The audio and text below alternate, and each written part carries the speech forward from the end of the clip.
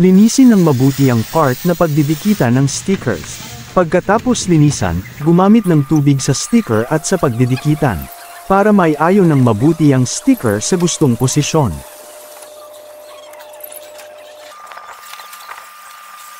Kapag ayos na ang posisyon na gusto mo, gumamit ng basahan upang mapalabas ang tubig sa loob ng stickers. Idiin ang paghagod hanggang sa dumkit ang sticker.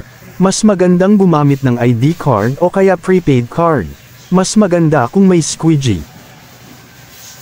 Kapag nakadikit na ang stickers, dahan-dahan tanggalin ang transfer tape. Pag natanggal na ang transfer tape, hagurin uli para matanggal ang mga bula sa loob ng stickers. Post.